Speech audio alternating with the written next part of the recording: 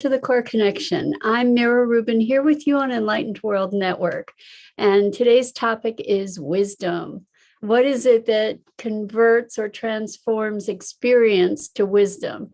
And what's the distinction between wisdom and knowledge? So we get to play with that today. I'm really excited to talk about it. And before we get started, let's just take a minute or two to get present. And so let's take a deep breath in through your nose and hold it.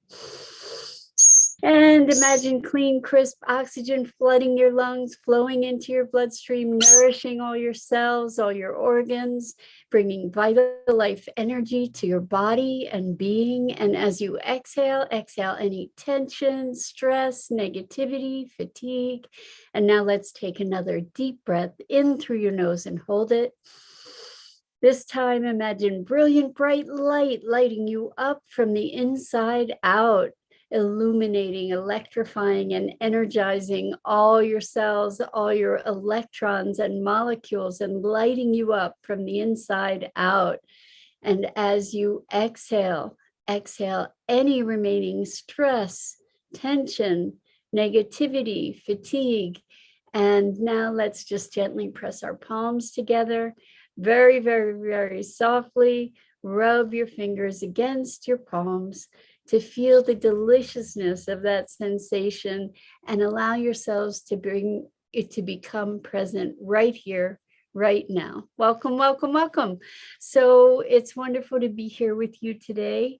And we get to talk today about wisdom. And I don't know that wisdom is necessarily a function of experience or of time. I think that there can be many, many situations where we have all kinds of experiences, but we don't necessarily convert them to wisdom.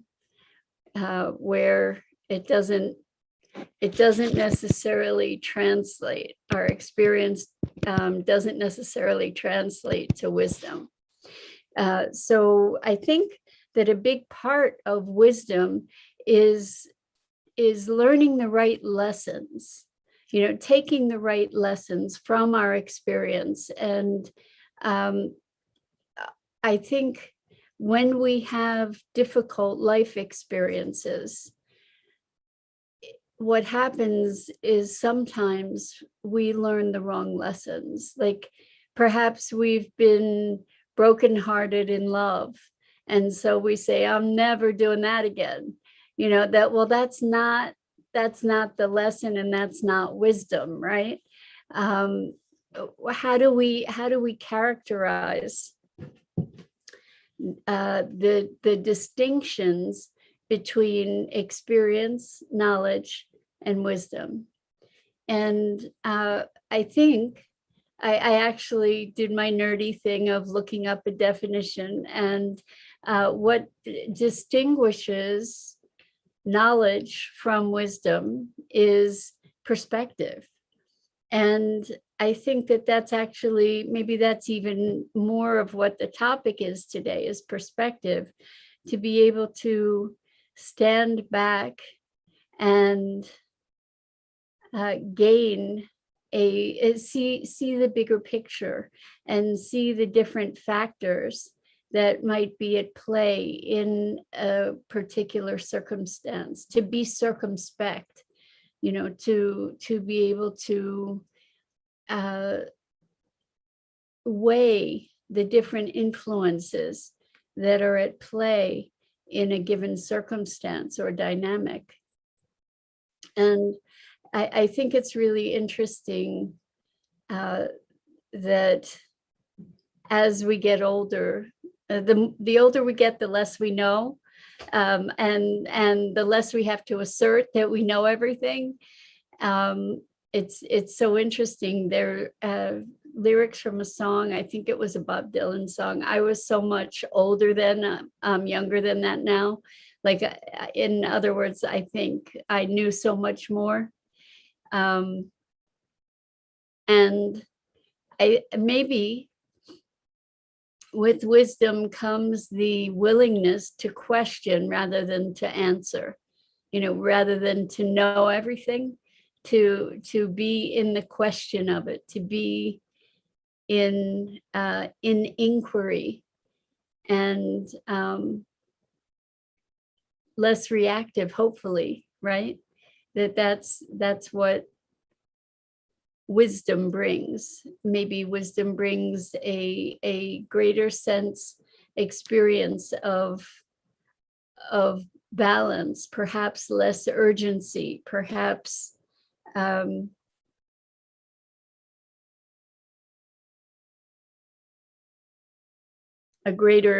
a greater willingness to wait and see. I think this is all something that does develop over time, I think, but is not purely a function of time. It's a function of time, experience, and consciousness, presence, awareness, being willing to question. And at the same time, good morning, Dennis. So good to have you here with us. We're talking about wisdom. And I think that wisdom is earned. It doesn't necessarily come easily. It doesn't necessarily come as a given, going through circumstances. So I'm curious, Dennis, what you think makes for wisdom. Is it something that Dennis says something I lack, so I would venture to challenge that. I would venture to say that it's very likely that there are areas in which you are very, very wise. That's my guess. And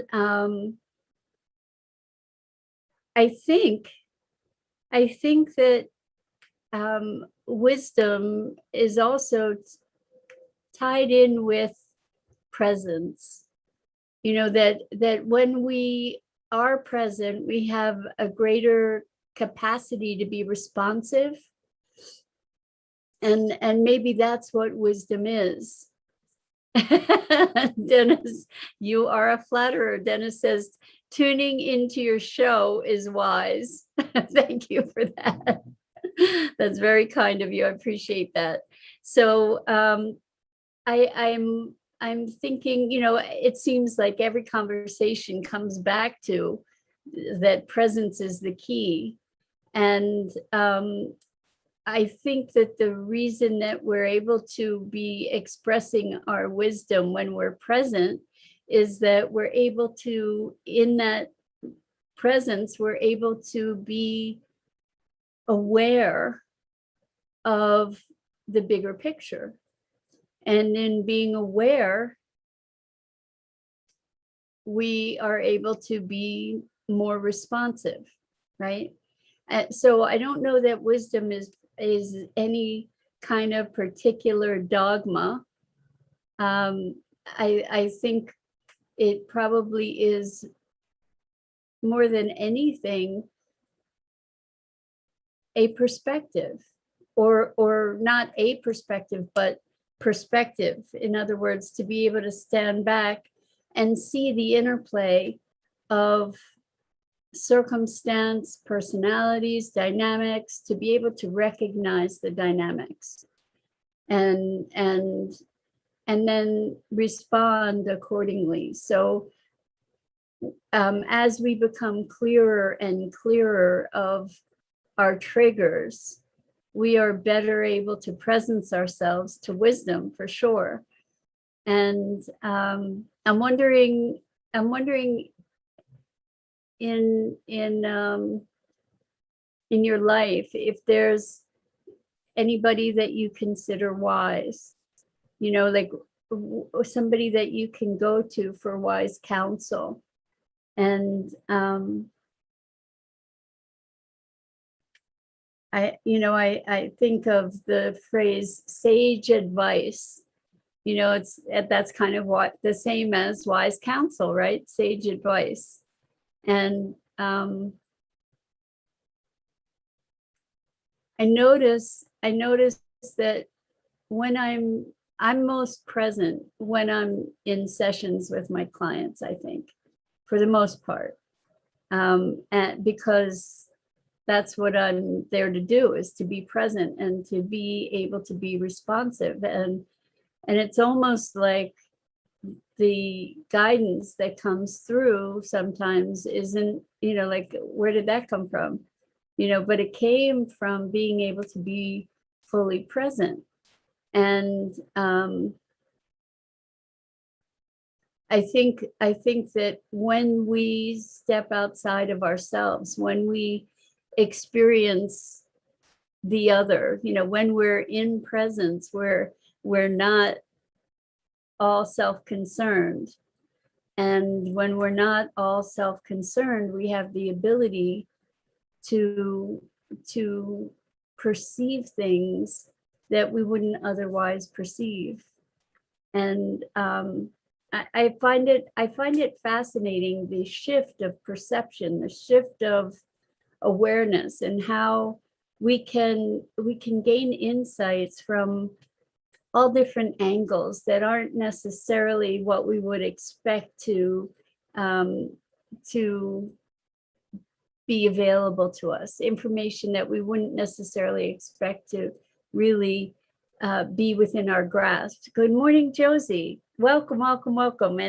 And so we're talking about wisdom, and based on our conversation yesterday, I would say that, Josie, you have to have gained tremendous wisdom through your experiences and your perspectives. And I venture to say that we all have access to our own wisdom, that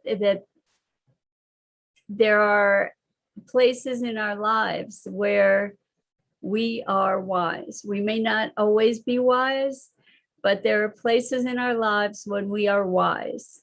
And when we are able to provide good counsel, or to hold our counsel, that also can be wise, right? So I'm wondering what is, I was just thinking about wisdom and realizing that it's not a static state, that there's not one pearl of wisdom for the ages that fits every situation, that wisdom can change with the times, and can be a reflection of the times. And maybe there is such a thing as timeless wisdom. Parables and fables and such maybe carry some timeless wisdom in them. And I think it's an interesting conversation, because when I think about wisdom, I also think about how the stereotype is that there's, having arrived, right? And in different phases of life, I think, at least for myself, I can look at phases of my life where I was really actively seeking. And I guess this plays into the other topics that we've covered this week, where, reaching and kind of grasping, that was kind of my seeking, because it was driven by feeling broken and wanting to fix me. because there was something wrong with me, because I was broken. And that was my experience of myself. I'm not saying that that was the truth. I don't know if anybody is ever truly broken, but that was my experience. And now I'm at a place in life where I'm able to receive rather than seek, and to feel into, to trust my own guidance, to feel into circumstances. But I'm not, I notice that I'm not actively seeking in the same way. And Josie says, I try every day. Some days are harder than others, but I try. And you know what, Josie, that is the ultimate courage, is to just keep showing up. That is in itself a triumph, to keep showing up. And when life knocks you down, to just get up one more time than you get knocked down, right? That's the ultimate courage. And I can think of this as passages, passages from one road or journey on one road of life to another road, perhaps. Dennis says, the fool doth think he is wise, but the wise man knows himself to be a fool. Thank you for that, Dennis. That was beautiful. I love it. I love it. I love it. So that's a great saying. And it goes back to the I was so much older then, I'm younger than that now, or I knew everything when I was younger, and now I know nothing. Same kind of idea, right? That we get to be, maybe part of this wisdom thing is being more present to the unfolding of life, to be in the flow of it more, to be experiencing more grace with it. I'm wondering, has anybody ever told you something that was really wise that stuck with you throughout your life? Like a theme. I actually am not thinking of one of an example of that at the moment, but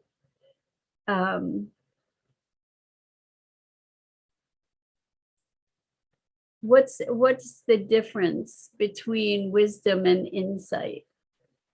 I'm wondering. Insight can be driven by wisdom. Wisdom, we're talking about, it's so interesting. I'm using all these visual words, I'm noticing. Perspective, insight, vision. And yet I think that when we connect to our own inner wisdom, that's more of a kinesthetic, more of a felt experience. When we listen to our heart, when we listen to our own guidance, that's wisdom too, right? We're trusting a certain degree of wisdom within ourselves to give us guidance. And I wonder,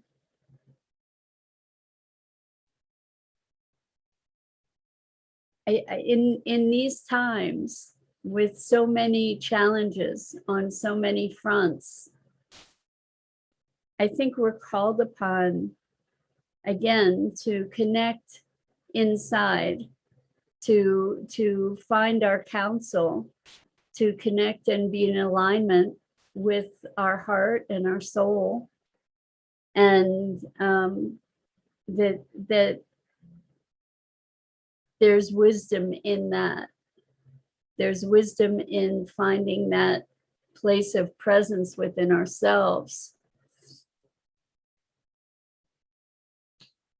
So maybe the upshot of this conversation is not to be looking outside ourselves for wisdom necessarily, but to use to connect with our internal wisdom.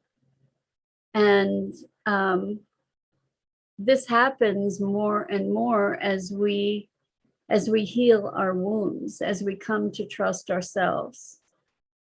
And we were talking about identities yesterday, and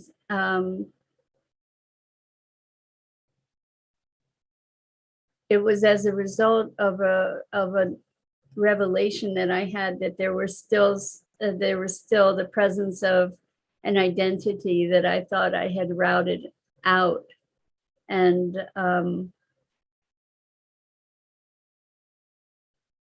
I wonder what would happen if, even in the midst of our personal evolution and our healing, if we could know that we have wisdom, and that wisdom is available to guide us, and to be wise, each of us ourselves, even though, you know, what you said, Dennis, is the fool doth think he is wise, and the wise man knows himself to be a fool. To be present to our own wisdom without ego, you know, without, let's not confuse wisdom with knowing, because perhaps part of wisdom is being in the not knowing, being in the possibility, being in the openness to receive the information that is all around us all the time. And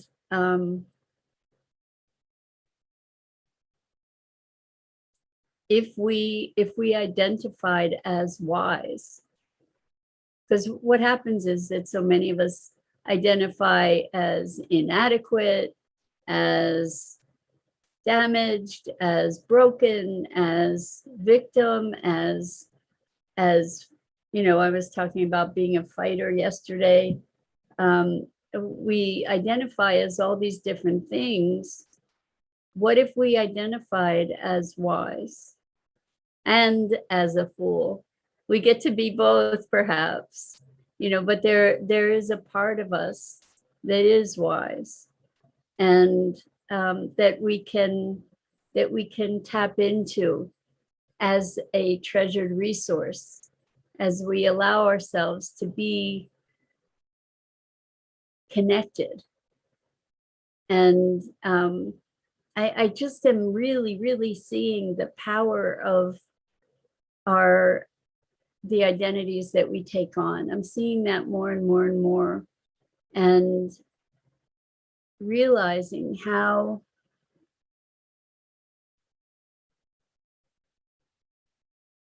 complete an experience gets shaped by these identities, you know, to be, it's kind of like stepping into another dimension, you know, that each of these identities has its own kind of dimension. It's almost like being in different rooms. The experience of the rooms are entirely different. You know, I'm in a purple room with lots of light, and I'm in a green room with just green light. I mean, it's a very different experience on all fronts. Dennis says, wisdom can be found as often as foolishness, hopefully more of the former. Yes, that would be awesome. And what is it? How do we discern? That's a really good question too, is how do we discern the wisdom from the foolishness? Because sometimes they masquerade as each other. And that's a huge challenge, is to know what is wisdom and what is foolishness. And there's a lot going around right now too, to be asking that question around what is wisdom and what is foolishness. And it's interesting how polarizing a conversation that can be, in these very, very interesting times.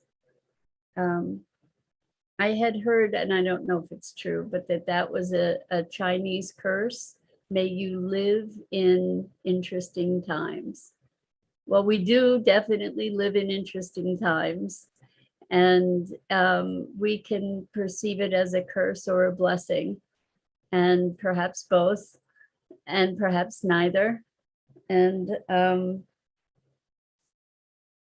we get to source our wisdom to navigate through these very, very interesting times. So I think that's it for today. I wish you recognition and acknowledgement of your own wisdom. And I'm so grateful to you for spending this time here with me today. And all of you, you just light up my days. So I'm deeply, deeply grateful. And that's it for this morning. I'm Mira Rubin. This is the Core Connection. And I go live here on the Enlightened World Network Facebook page each weekday morning at 9 a.m. Eastern.